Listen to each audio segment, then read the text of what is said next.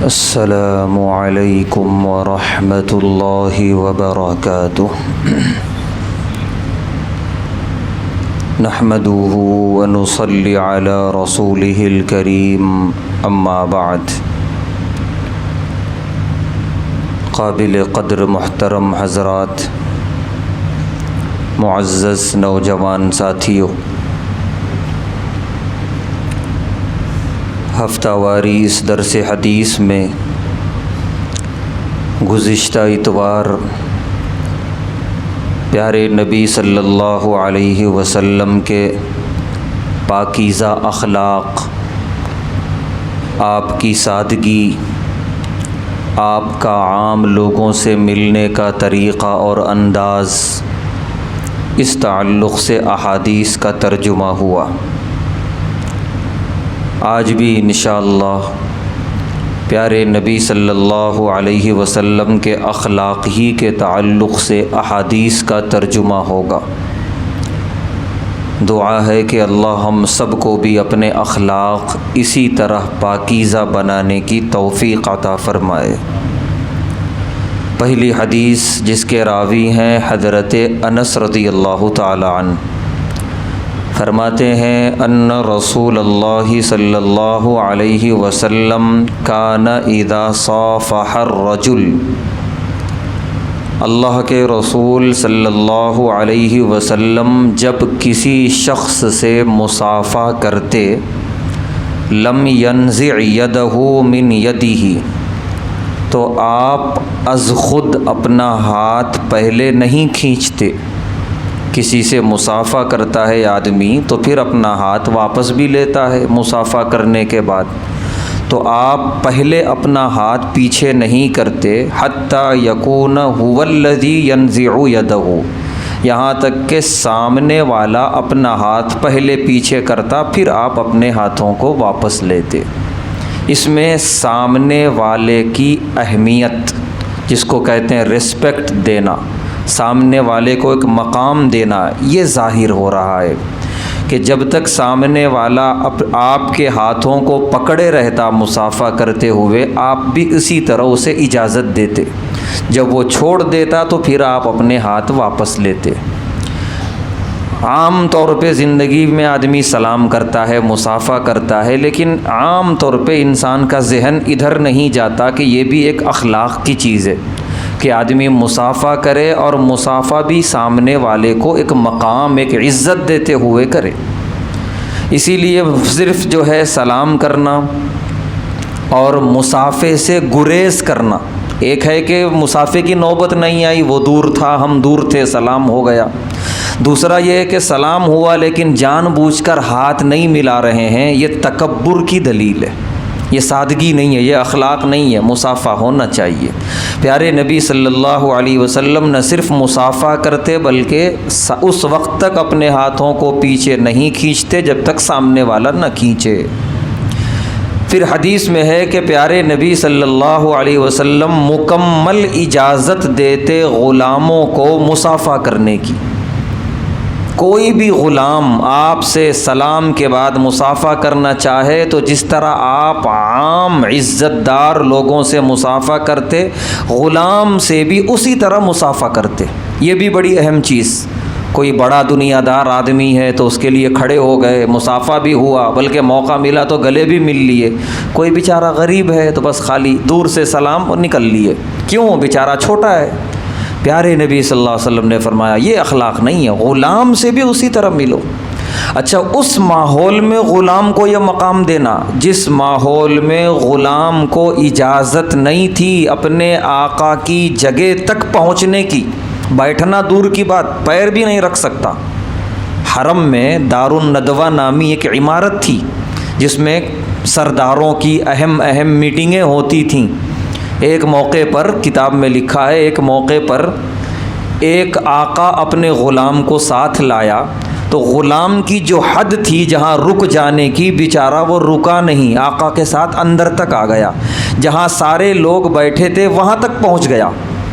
ابو جہل اٹھ کے اپنے کوڑے سے اتنا مارا اس غلام کو کہ اس کی چیخیں نکل گئیں اور کوئی بچانے نہیں آیا، غلام ہے مارو اسے۔ ایسے ماحول میں غلام سے سلام کرنا، مصافحہ کرنا، یہ کوئی معمولی بات نہیں تھی۔ جو معاشرہ کدھر جا رہا ہے اور آپ کدھر لے جا رہے ہیں اخلاق کے ساتھ، یہ ہے طریقہ۔ تو پیارے نبی صلی اللہ علیہ وسلم غلام سے بھی اسی ناز و انداز سے مصافحہ کیا کرتے تھے کہ اس کے دل میں کچھ یہ نہ ہو کہ مجھے کچھ دوسری نظر سے دیکھا جا رہا ہے۔ آگے آپ حضرت انس رضی اللہ تعالیٰ عنہ فرماتے ہیں وَلَا يَصْرِفُ وَجْهَهُ عَنْ وَجْهِهِ، آپ جس سے گفتگو کرتے مصافحے کے بعد پورا چہرہ اس کی طرف متوجہ کر کے بات کرتے، چہرہ ادھر ہے، بات ادھر کر رہے ہیں، متکبرانہ علامت ہے، گویا آپ اس کو اہمیت نہیں دے رہے، کبھی ادھر دیکھ رہے ہیں کبھی ادھر دیکھ رہے ہیں، نہیں، سامنے والے سے گفتگو پوری توجہ کے ساتھ۔ اب اس زمانے میں بڑا مسئلہ یہ ہے کہ چہرہ ادھر ادھر نہیں ہے، موبائل ہے ہاتھ میں، سامنے والا بات کر رہا ہے، ہم موبائل دیکھ رہے ہیں، ہاں جی ہاں ٹھیک ہے بھائی، آپ توجہ دیجئے اس کی طرف، یہ بد اخلاقی ہے۔ سامنے والا آپ سے ملنے آیا، کچھ اہم گفتگو کرنا چاہ رہا ہے اور آپ موبائل پہ نظریں جمائے بیٹھے ہیں، اس کا مطلب موبائل اہم ہے، وہ انسان اہم نہیں ہے۔ یہ ایک بد اخلاقی کی طرف لے جا رہی ہے ہماری یہ موبائل کی مصروفیت۔ جس سے بھی بات کرنا ہو، چاہے والدین ہوں یا بھائی ہو یا پڑوسی ہو یا دوست ہو یا گراہک ہو، جو بھی ہو، موبائل ایک طرف، پہلے اس سے مکمل گفتگو ہو۔ تو پیارے نبی صلی اللہ علیہ وسلم پورا چہرہ انور اس کی طرف فرماتے تھے، حتیٰ یکون هو الذی یصرف وجہہ عن وجہہ، جب تک وہ اپنا چہرہ پھیر کے واپس نہیں چلا جاتا، آپ اپنا چہرہ انور نہیں پھیرتے تھے۔ کتنی معمولی سی چیزیں ہیں، معمولی سی باتیں ہیں، لیکن اخلاق کے میدان میں بڑی اہمیت رکھتی ہیں۔ عام طور پہ آدمی ایسے موقع پہ ایک بہانہ بناتا ہے مصروفیت کا، میں اس سے مصافحہ نہیں کر سکا، بڑی مصروفیت تھی، بڑی جلدی میں تھا، ہاں میں اس کی بات ذرا سن نہیں سکا، یا سنا تو ذرا توجہ نہیں دے سکا کیونکہ بڑا ٹینشن میں تھا میں۔ سب سے زیادہ مصروف اور ٹینشن اور فکروں والی زندگی گزاری ہے پیارے نبی صلی اللہ علیہ وسلم نے۔ جب آپ نے توجہ دی، جب آپ نے سامنے والے کو پورا مقام اور عزت دے کر بات کی، تو ہم کدھر کے، ہر کوئی بہانہ کام نہیں آئے گا، سب بد اخلاقی ہے اور اس سے ہٹ کے کچھ بھی نہیں ہے۔ تو سامنے والے سے آپ بات کرنا ہے، مکمل طور پہ بات کیجئے اور مکمل طور پہ اس کی طرف توجہ دیجئے۔ تو بڑی اہم بات حضرت انس رضی اللہ تعالیٰ عنہ نے اس حدیث میں ارشاد فرمائی، اور ان سے زیادہ گواہی کون دے سکتا ہے؟ 10 سال انہوں نے خدمت کی ہے پیارے نبی صلی اللہ علیہ وسلم کی۔ دوسری روایت جس کے راوی ہیں حضرت جابر بن سمرہ رضی اللہ تعالیٰ عنہ، فرماتے ہیں کان رسول اللہ صلی اللہ علیہ وسلم طویل الصمت، اللہ کے رسول صلی اللہ علیہ وسلم زیادہ خاموشی اختیار کیا کرتے تھے، ایک دم زبان بند ایسا نہیں، گفتگو ہونی ہے لیکن موقع ہو گفتگو کا، اور جتنا موقع ہے اتنا ہی بندہ گفتگو کرے، اس کے بعد بلا ضرورت زبان سے ادھر ادھر کی باتیں بولنا یا جس کو کہتے ہیں بکواس، یہ اچھی چیز نہیں ہے، اس سے معاشرے میں آدمی کی قدر گھٹ جاتی ہے۔ ایک آدمی معاشرے میں اپنے گھر میں اپنے آپ کو وزن دار بنانا چاہتا ہے تو ایک دن اس طرح گزار کے دیکھ لے، جتنی ضرورت ہے اتنا ہی بات کرے۔ بات نہ کرنے کا یہ مطلب نہیں چہرہ پھلا کے بیٹھے ہوئے ہیں، یہ بھی بڑی عجیب بات ہے۔ کوئی آدمی بات نہیں کر رہا ہے مطلب غصے میں، اب اس کا چہرہ بسرا ہوا ہے، بالکل یہ نہیں ہے مطلب پیارے نبی صلی اللہ علیہ وسلم کا۔ آپ ہمیشہ مسکرایا کرتے تھے، ہر ایک سے نظر ملتے ہی مسکراہٹ، سلام مصافحہ مسکراہٹ کے ساتھ، آپ سے زیادہ مسکرانے والا صحابہ نے کسی کو دیکھا نہیں۔ اس مسکراہٹ اور خوشنما چہرے کے ساتھ خاموشی، یہ ہے اصل مطلوب۔ چہرہ پھلا کے یا غصے کا اظہار کر کے خاموش ہو جانا یہ نہیں، یہ بد اخلاقی ہے۔ تو مسکراہٹ اپنی جگہ قائم ہے، اور اس کے بعد جتنی ضرورت ہے اتنا ہی بندہ بول رہا ہے، اس کے شخصیت میں وزن آ جاتا ہے، اس کی گفتگو کی اہمیت بڑھ جاتی ہے گھر میں اور معاشرے میں۔ تو یہ طریقہ پیارے نبی صلی اللہ علیہ وسلم نے اختیار فرمایا کہ آپ کا بولنا زیادہ نہیں تھا، بولنا وقت اور موقع کے حساب سے تھا، آپ کا خاموش رہنا زیادہ تھا۔ اس کے بعد کی روایت جس کے راوی ہیں حضرت علی ابن ابی طالب رضی اللہ تعالی عنہ، فرماتے ہیں ان یہودین، ایک یہودی شخص تھا مدینہ طیبہ میں، یقال لہ فلان حبر، جسے فلاں عالم کہا جاتا تھا۔ یہودی عالم کے لیے حبر کا لفظ آتا ہے کہ وہ یہودیوں میں وہ عالم سے مشہور تھا۔ وہ پیارے نبی صلی اللہ علیہ وسلم کے پاس آیا، فتقاضت دنانیر، کچھ دنانیر کا تقاضا کرنے لگا، دینار کا۔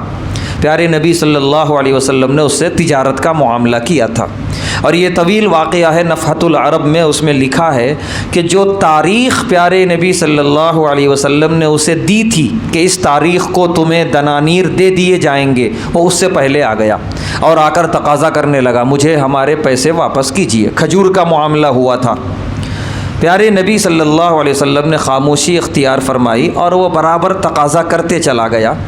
پیارے نبی صلی اللہ علیہ وسلم نے فرما رہے ہیں صلی الظہر، عصر کی نماز پڑھائی، ظہر کی نماز پڑھائی، والعصر، عصر کی پڑھائی، والمغرب والعشاء، مغرب بھی پڑھائی، عشاء بھی پڑھائی، اور وہ وہیں بیٹھا ہوا ہے، ہر نماز کے بعد تقاضا کر رہا ہے۔ پیارے نبی صلی اللہ علیہ وسلم خاموشی اختیار کر رہے ہیں۔ اتنے میں صحابہ کرام کو غصہ آیا، کہہ رہے ہیں کہ یتحددونہ، صحابہ خاموشی سے اسے دھمکیاں دینے لگے کہ تو نے جتنی تکلیف پہنچائی آج ہمارے نبی کو، اس کا بدلہ تجھے ملے گا، ہم تجھے نہیں چھوڑیں گے۔ پیارے نبی صلی اللہ علیہ وسلم نے یہ ساری باتیں سنی تو آپ نے فرمایا منعنی ربی ان اظلم معاہدا، کہ میں کسی کے ساتھ ظلم کروں یا ظالمانہ گفتگو کروں، میرے رب نے اس سے منع کیا ہے، میں اس سے گفتگو ایسی نہیں کر رہا ہوں تو تم کیوں کر رہے ہو، کیوں دھمکیاں دے رہے ہو، چھوڑ دو اس کو اس کے حال پہ۔ فرما رہے ہیں کہ فلما ترجل النہار، دن کا کچھ حصہ گزرا، یعنی عصر مغرب عشاء پڑھا دی، اتنا لمبا وقت گزر گیا، اس کے بعد پیارے نبی صلی اللہ علیہ وسلم کی خدمت میں مال آیا، کچھ کہیں سے، چاہے وہ تحائف رہے ہوں یا آپ کا کاروباری مال رہا ہو، وہ آیا۔ پیارے نبی صلی اللہ علیہ وسلم نے اعطاہ، اس کا جتنا بنتا تھا اتنا عطا کر دیا۔ یہودی نے لیتے ہی ہاتھ میں کہا اشہد ان لا الہ الا اللہ و اشہد انک رسول اللہ، میں گواہی دیتا ہوں کہ اللہ کے سوا کوئی معبود نہیں، اور میں گواہی دیتا ہوں کہ بے شک آپ اللہ کے رسول ہیں۔ اب صحابہ کی حیرت کا اندازہ نہیں کہ صبح سے لے کر یہاں تکلیف پہنچا رہا ہے، ہم اسے دھمکیاں دے رہے ہیں، اب جب اس کا حق مل گیا بجائے چلے جانے کے ایک کلمہ پڑھ لیا، یہ دائرہ اسلام میں داخل ہو رہا ہے۔ اتنا ہی نہیں، اس نے آگے بڑھ کے کہا شطر مالی فی سبیل اللہ، اے اللہ کے رسول صلی اللہ علیہ وسلم، جو آپ نے مال مجھے دیا ہے اس میں سے آدھا اللہ کے راستے میں، آپ کی خدمت میں، آپ جو چاہے جہاں چاہیں اسے اللہ کی راہ میں خرچ کر دیں۔ اس کے بعد پیارے نبی صلی اللہ علیہ وسلم نے دریافت فرمایا ما فعلک، کیا ماجرا ہے تمہارا، صبح سے تو دشمن کی طرح بیٹھے تھے، اب کلمہ پڑھ کے ہمارے ہو گئے۔ اس نے کہا کہ ما فعلت بک الا لانظر الی نعتک فی التوراۃ، میں نے یہ کام اس لیے کیا کہ میں نے آپ کی صفت پڑھی تھی تورات کے اندر، آپ کے بارے میں ایک بات میں نے تورات میں پڑھی تھی جو میں دیکھنا چاہ رہا تھا اپنی آنکھوں سے۔ پڑھا یہ تھا تورات میں محمد ابن عبداللہ، کہ آخری نبی جو آئیں گے ان کا نام ہوگا محمد ابن عبداللہ صلی اللہ علیہ وسلم، مولدہ بمکہ، ان کی جائے پیدائش مکے میں ہوگی، ومہاجرہ بطیبہ، اور ان کی ہجرت طیبہ میں ہوگی، مدینہ طیبہ میں، وملکہ بالشام، اور ان کی بادشاہت پورے ملک شام تک پھیلے گی، لیس بفظ ولا غلیظ، وہ سخت مزاج نہیں ہوں گے، سخت دل نہیں ہوں گے، ولا متزی بالفحش، اور وہ فحش باتوں کا جواب فحش الفاظ سے نہیں دیں گے، بلکہ وہ انتہائی نرم گفتگو کریں گے۔ وہی چیز میں آزمانے آیا تھا کہ ایک آدمی کو جتنا غصہ دلایا جا سکتا ہے میں پوری وہ غصہ دلانے کی کوشش کرا، لیکن آپ ہیں کہ غصے میں آ ہی نہیں رہے، بلکہ آپ نے پلٹ کے پوچھا بھی نہیں کہ ابھی وقت نہیں آیا، تم پیسے مانگنے کیسے آ گئے، آپ نے اتنا بھی نہیں پوچھا، اور جیسے ہی آپ کی خدمت میں مال آیا آپ نے فوراً پہلے حق والے کو حق دے دیا، جس کا ابھی وقت ہوا بھی نہیں تھا۔ یہی چیز میں دیکھنا چاہ رہا تھا جو تورات میں لکھی تھی کہ نہ آپ میں سختی ہے، نہ آپ میں فحش کلامی ہے، نہ بیجا غصہ ہے، بلکہ آپ نرم مزاج ہیں اور نرمی کا حکم دینے والے ہیں۔ اب مجھے وہ ساری صفت مل گئی، اب آپ کے نبی اور رسول ہونے میں کوئی شک نہیں، میں گواہی دیتا ہوں کہ آپ اللہ کے پکے اور سچے رسول ہیں۔ پھر دوبارہ اس نے کہا ھذا مالی، یہ میرا مال ہے، فاحکم فیہ بما اراک اللہ، جو چاہیں آپ اللہ کی راہ میں جیسے چاہیں اس کو خرچ کر دیں۔ حضرت علی رضی اللہ تعالیٰ عنہ فرماتے ہیں وکان الیہودی کثیر المال، کہ وہ آیا ہوا یہودی جو اب یہودی نہیں تھا، اب مسلمان ہو چکا تھا، یہ بہت بڑا مالدار شخص تھا، اسے مال کی ضرورت نہیں تھی، اسے اس صفت کی تلاش تھی جو اس نے تورات کے اندر پڑھی تھی۔ تو پیارے نبی صلی اللہ علیہ وسلم کی صفات کا ذکر تورات و انجیل میں بھی، اور آپ کی گواہی دی غیروں نے بھی، اور گواہی دے کر پھر وہ غیر نہ رہے، وہ اپنے ہو گئے۔ آج کی حدیث میں یہ بھی ہمیں معلوم ہوا کہ جس آدمی سے بھی ملاقات ہو، چاہے وہ ہمارا قریبی ہو یا دور کا ہو، چاہے وہ امیر ہو یا غریب ہو، پوری توجہ کے ساتھ اسے پورا مقام دے کر اس سے گفتگو کی جائے، اس کو پورا اہمیت دی جائے۔ کسی سے متکبرانہ انداز میں ملاقات یا مصافحہ کرنا یہ پیارے نبی صلی اللہ علیہ وسلم کے اخلاق نہیں تھے۔ اس کے علاوہ اور بھی پیارے نبی صلی اللہ علیہ وسلم کے تعلق سے پیاری باتیں ہیں، انشاءاللہ آئندہ اتوار اس کا ترجمہ ہوگا۔ اللہ تعالیٰ سے دعا ہے کہ اللہ تعالیٰ ہم تمام کو پیارے نبی صلی اللہ علیہ وسلم کے پیارے اخلاق پر عمل کرنے کی توفیق عطا فرمائے، ہر طرح کی بد اخلاقی سے اور ہر طرح کے غلط اعمال سے ہم سب کی حفاظت فرمائے۔ وآخر دعوانا الحمد للہ رب العالمین۔